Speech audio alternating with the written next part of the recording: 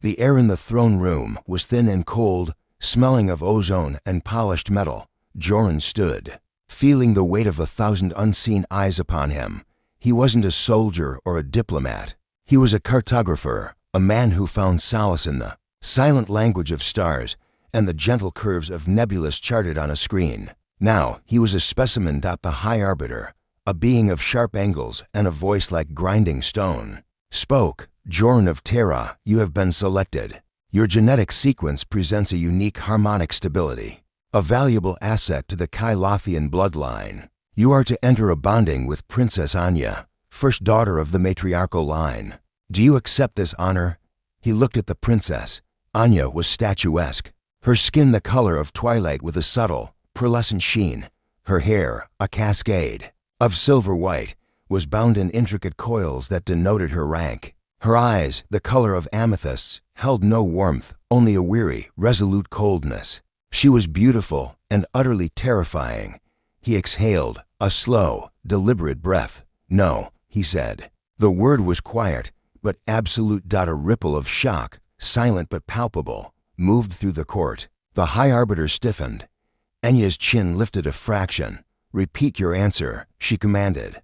Her voice a low, melodic thrum that belied the ice in her gaze. I said, no, Joran repeated, his own voice firmer now. I am not an asset. I am not a key to a genetic lock. You want an heir. Find a willing participant. I do not consent to this. The Emperor, a formidable figure seated on a throne of woven light, stood.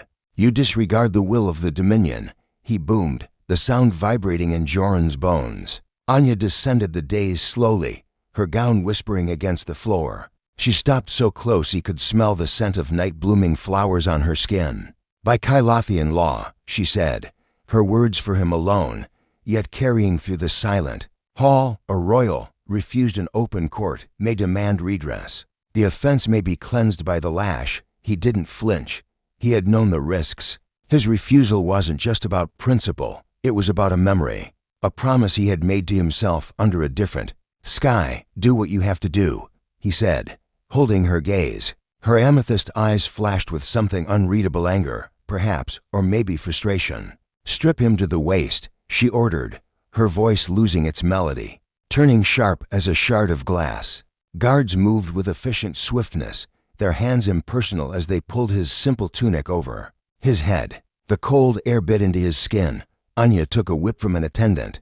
It wasn't a brutal thing of leather and barbs, but a slender, crystalline cord that seemed to capture the light. The first strike landed across his shoulders. It was not pain. As he knew it, it was a line of pure, incandescent energy, a burn that seared deep into the muscle. He gritted his teeth, swallowing the gasp that fought to escape. The second strike fell, parallel to the first, and he felt a tremor run through his legs. He locked his knees.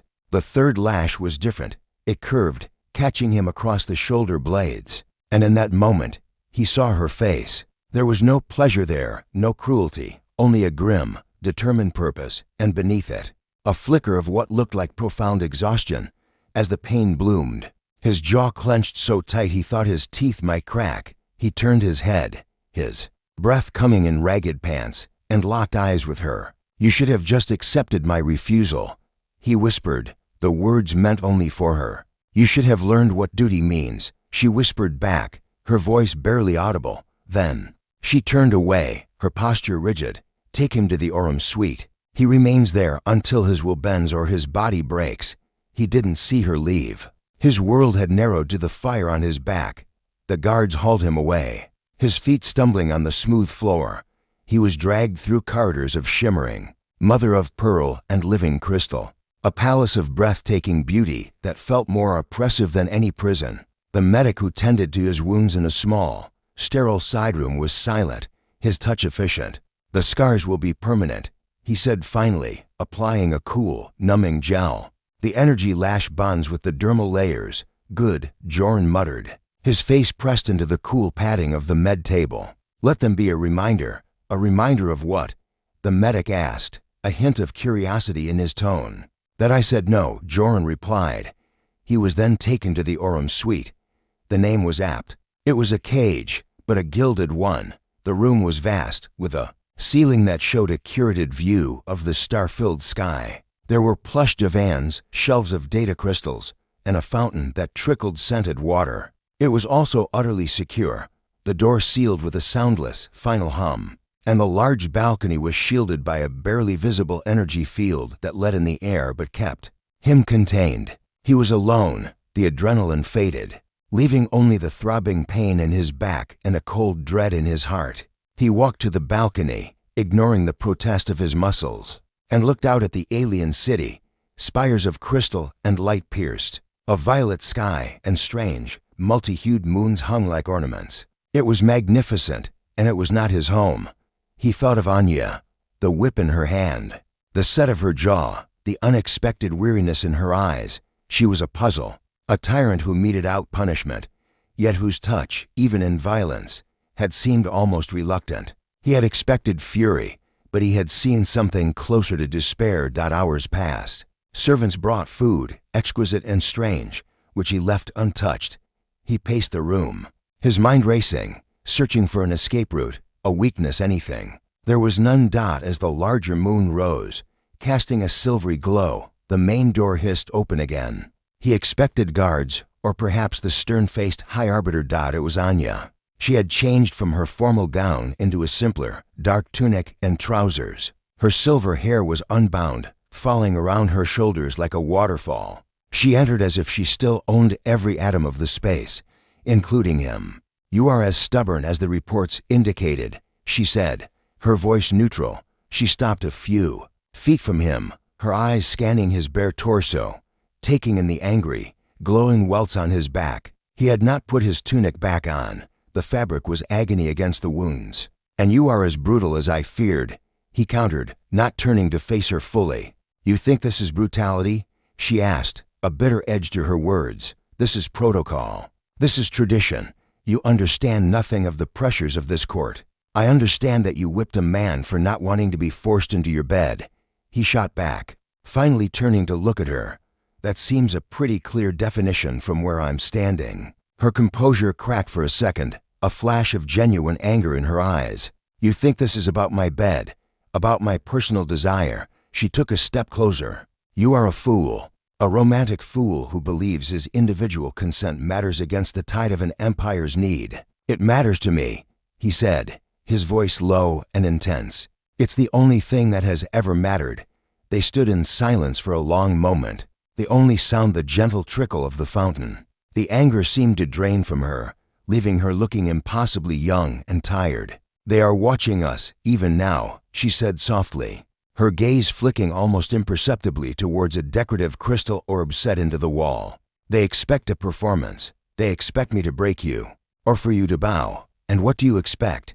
he asked. She looked at him, and for the first time, her amethyst eyes held no ice, only a deep and profound sadness. "I expect nothing," she whispered. "I gave up on expectations a long time ago." Then she turned and left, the door sealing behind her, leaving Joran alone with the echo of her words and the burning certainty that the princess who had whipped him was just as much a prisoner as he was. The silence in the Orem suite was a physical presence, broken only by the whisper of the air recyclers and the faint, rhythmic throb of pain across Joran's back. Enya's visit had left him more unsettled than the lashing. Her anger he could have understood. It was the profound sorrow in her eyes that haunted him. The next morning, the door hissed open not for a guard, but for a slender woman with kind, russet-colored eyes and hair the shade of moss. She carried a tray. "I am Alara," she said, her voice soft. "The princess sent me. She thought you might prefer a human nutritional supplement to our fare." She set down the tray, which held a simple, nutrient-rich paste packet, the kind used on long-haul human freighters. "Is this a new tactic?" Joran asked, not moving from where he stood by the balcony. Kindness after the whip. Alara's smile was sad. "The princess does not explain her motives to me. She only gives orders. But the whip, that was also an order from the matriarchs." She left before he could question her further. The gesture was so small, yet so pointed. It didn't fit the narrative of the brutal princess. He ate the paste. It tasted like home. That evening, he was invited to a private dinner with Anya. It was held in a small, circular chamber adjacent to his suite. Another gilded cell with a table set for two. Anya was already there, dressed in a formal gown of deep blue, her expression a mask of cool detachment. A servant stood in the corner, and Joran noticed the same type of crystal orb on the wall. The meal was a tense, silent affair. He played his part, sitting stiffly, his back screaming in protest against the chair. She played hers, making polite, empty conversation about Kylothian art and the view of the nebula. "It is a pity you cannot appreciate the harmony of our constellations," she said, her voice carrying a false, lilt-in quality for their audience. "I prefer my stars on a nav chart." He replied flatly. "They're less possessive." Her jaw tightened almost imperceptibly. Then a chime sounded from her private wristcom. She excused herself and stepped through an archway into a smaller antechamber, leaving the door slightly ajar. As she did, a soft, melodic sound drifted out. It was a simple sequence of notes, played on what sounded like a wind chime or a glass harp. It was a melody, and it stopped Joran's heart. He knew that tune. It was an old Terran lullaby. The Starlit Child. So old and obscure he hadn't heard it since his own grandmother sang it to him as a boy in the Marineris valleys. It was a song of lost travelers and guiding lights, a fragment of a world he thought he'd never hear again. How could it be here, in the heart of an alien empire, on the calm of a princess who had just whipped him? Anya returned a moment later, her mask back in place. But Joran couldn't see it anymore. He could only see the ghost of that melody hanging between them. His refusal, his principled stand, suddenly felt like a stone in his gut. There was a story here, a secret buried beneath the protocol and the pain. The dinner concluded with stilted formality. As she rose to leave, he spoke, his voice low. "The Starlit Child finds her way home, even in the darkest night." Anya froze. Her back was to him, but he saw the tremor that ran through her shoulders. She didn't turn. She didn't acknowledge his words. She simply walked out, but her exit lacked its earlier regal certainty. It was the hurried retreat of someone who had been discovered. Hours later, as Joran lay on the too-soft bed, staring at the artificial stars, the main door opened again. It was Anya. She wore a dark cloak, its hood thrown back. She carried no whip, only a small, shimmering data crystal. "How do you know that song?" she demanded, her voice a raw whisper, all pretense gone. "It's a human song," he said, sitting up slowly. "A very old one. My question is, how do you know it?" She looked at the crystal in her hand, then back at him. The conflict on her face was a war. "It was hers," she said finally, the words seeming to cost her greatly. "The only thing she left behind." "Who?" Joran asked, his voice gentle now. Anya took a step closer, her amethyst eyes gleaming in the low light. "The reason they will kill my son if I fail." She pressed the data crystal into his hand. "The archives. Sector 7. Look for the designation Starfall." Then she was gone, leaving him with the crystal. The echo of the lullaby, and a confession that had rewritten the entire universe. He was no longer just a prisoner. He was now the keeper of a princess's desperate secret. The data crystal felt like a live coal in Joran's hand. Anya's words, "They will kill my son," echoed the ones from his vision, giving them a terrible, concrete truth. His defiance now felt childish. This wasn't about his autonomy anymore. It was about a child's life, tangled in a mystery that connected his past to hers. The next day, his re-education began, which involved escorted trips to the Kylothian crystal archives. His keeper was a dour, older man named Master Vorn, whose face was a roadmap of wrinkles and whose disdain for organic impermanence was palpable. The archives were a breathtaking cavern of towering crystalline spires, each one pulsing with stored light and information. "You may observe the glory of the Dominion's history," Vorn intoned. "Perhaps it will inspire the humility you lack." Joran nodded, playing the chastened prisoner, but his eyes were searching for Sector 7. While Vorn was distracted by a query from a lower acolyte, Joran slipped away, following the subtle numbering system etched into the crystal pathways. Sector 7 was a quieter, dustier section. The crystals here were dimmer, their light a muted amber. He found the terminal and inserted Anya's crystal. It bypassed the standard security protocols, opening a hidden directory. His heart hammered against his ribs. He typed the query, Starfall. A single file appeared. It was a crash report dated 34 standard years prior. A small, unidentified vessel of Terran design had lost power and crashed in the icy wastes of Kyloth's northern pole. The sole survivor, a human female, listed as Subject Gamma. The logs were sparse, clinical. She was found, injured but alive, by a royal survey team. She was brought to the capital for study, but then the records changed. She wasn't kept in a lab. She was assigned as an instructor, a cultural liaison, to the young Princess Anya, who had been deemed willful and difficult to manage. There were fragments of her reports, notes on Terran music, botany, and philosophy, and then a single audio log. Joran, his hands trembling, pressed play. A woman's voice, warm and laced with a Terran accent, filled the silence. And today, I taught the little princess a song from home. The starlit child, she has taken to it wonderfully. She's a bright, lonely soul, trapped in all this glittering gold. They let me see her so rarely now. They're afraid I'm influencing her too much. They call her attachment to me a liability. The voice broke, and a soft humming began the lullaby. Then, the final, chilling entry dated a week later. They're transferring me. They say it's a new assignment, but Anya came to me last night, terrified. She overheard the matriarchs. They said I've become a complication, that my connection to the princess threatens the purity of the line. They're taking me away, and they're taking the child. The log ended. There was no more. The woman, his nameless countrywoman, had vanished, and the child, Anya's son. It was a lie, a cover story. The child they had taken was the only family Anya had ever truly known, her human mentor, her mother in spirit. The matriarchs held her hostage to ensure Anya's compliance, to force her into their genetic programs. Anya wasn't fighting for a son. She was fighting for the woman who had sung her human lullabies. Joran leaned back, his mind reeling. The whip, the coldness, the desperate performance, it was all to save one woman. Anya had been forced to brutalize him, a man from the same world as her lost mentor, to prove her loyalty to the very system that held her heart prisoner. The cruelty of it took his breath away.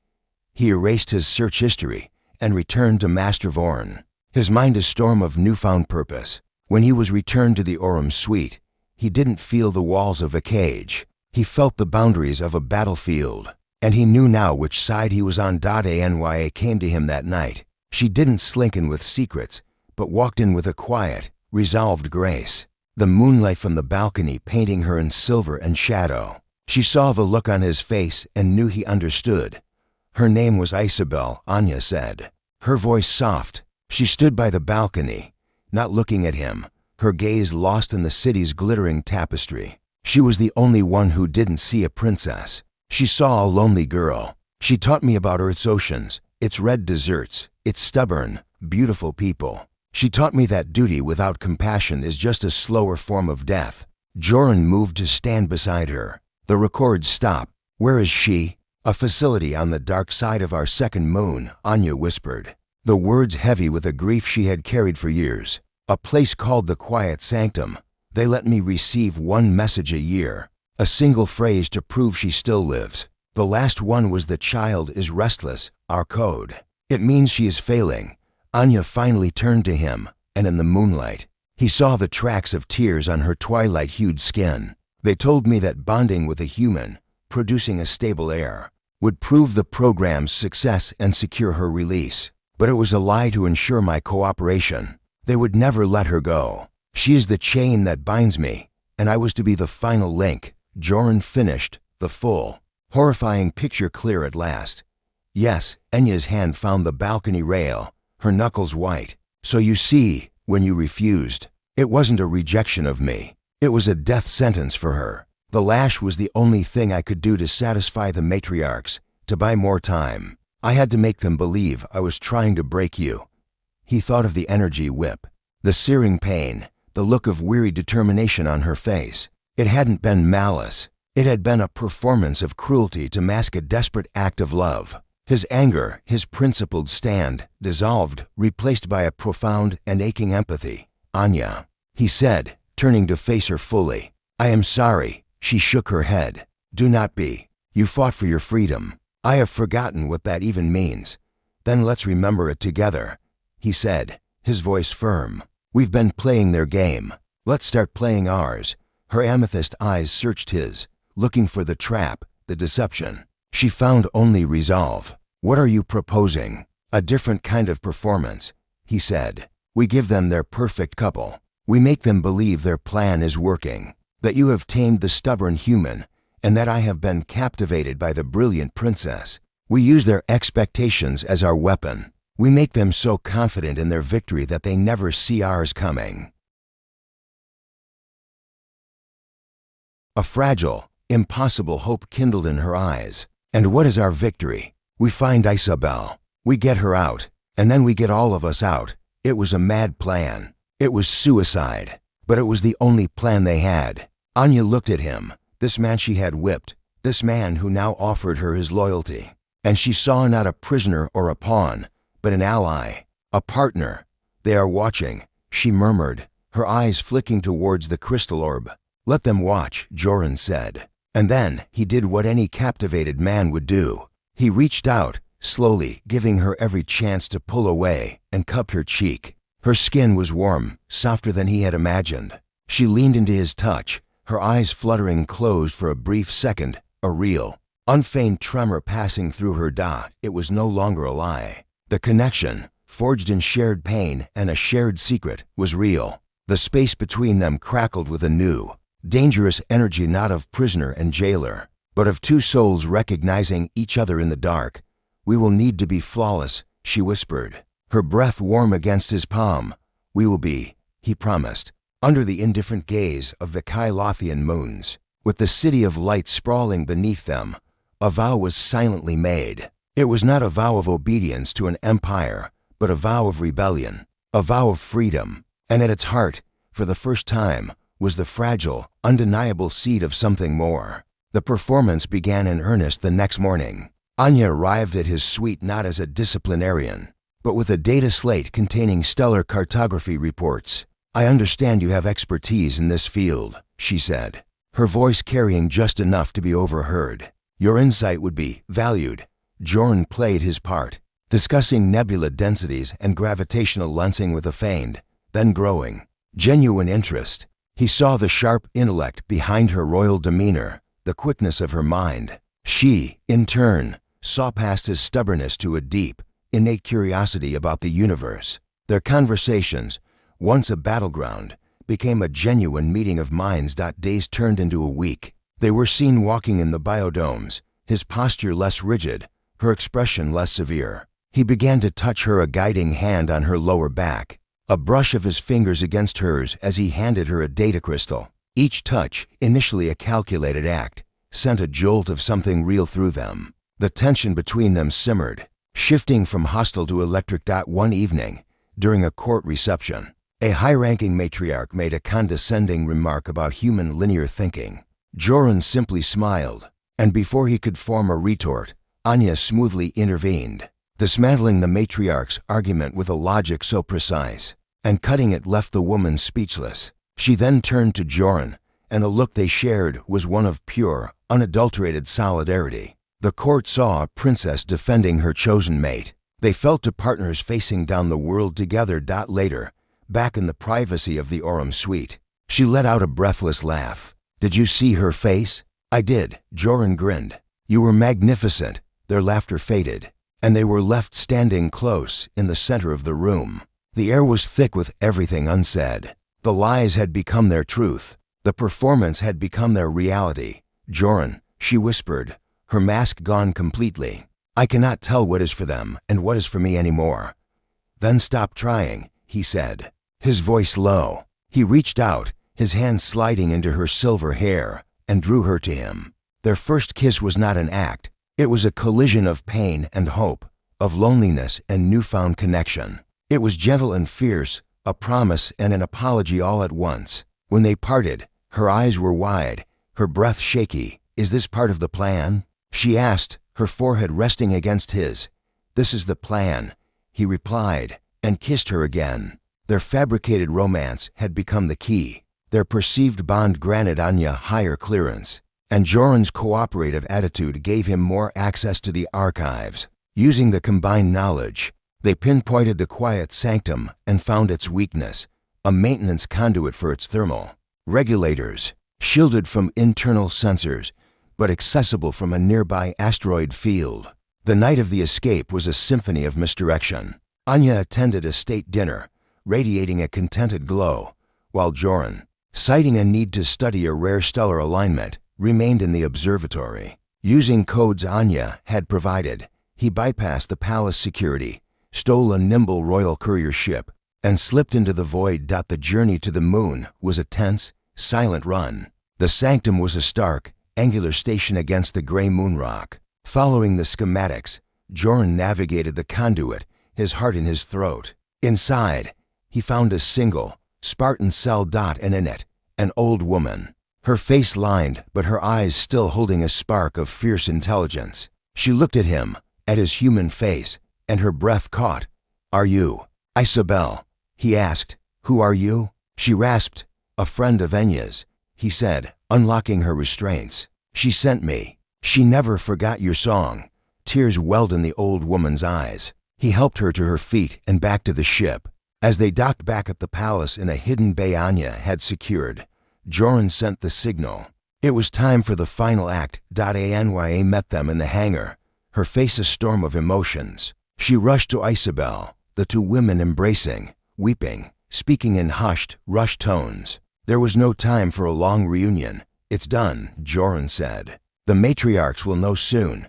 Anya looked from Isobel's frail form to Joran's determined face. She walked to the calm panel for the entire palace, her back straight, the princess once more. But now with the power of truth, matriarchs of Kyloth, her voice rang out, echoing through every hall and chamber. "You who held my heart hostage to chain my will, you who used a mother's love as a weapon, look upon your work." She turned the visual feed on, showing herself standing with Joran and Isabel. Gasps were audible across the open channel. "The human you tried to break became my strength. The woman you tried to erase is my family. We are leaving, and we take with us the truth of your harmony, that it is built on fear and lies." Alarms began to blare, but the damage was done. The image was broadcast across the Dominion, their princess, choosing a human and a forgotten prisoner over her throne. They fled in the courier ship, punching through the defensive grid before the stunned command could react. They didn't look back at the glittering cage of the capital. Weeks later, on a neutral trading outpost under the light of an unfamiliar sun, they built a new life. Isabel, her strength returning, told stories of Earth. Joran returned to his star charts, his freedom sweeter for having been won. And Anya, free of her crown and her whip, learned to smile without calculation, to love without fear. One evening, she found Joran on the balcony of their small habitation unit. Looking at the stars, she slipped her hand into his. "You gave me back my life," she said softly. "You gave me a reason to fight for mine," he replied, pulling her close. He had come to her world in chains, and she had met him with a whip. But in the space between the pain, they had found a melody, a song of rebellion, of freedom, and of a love that had burned so brightly it illuminated their path home. Together, they had written a new harmony, one that belonged only to them. Their tale is one of a bond forged not in ease, but in fire, a connection that transformed a prison of crystal and protocol into a foundation for a future built on choice, loyalty, and love. They escaped not just a palace, but a destiny written for them, and in doing so, wrote their own. Thank you for embarking on this journey with them. The story is complete.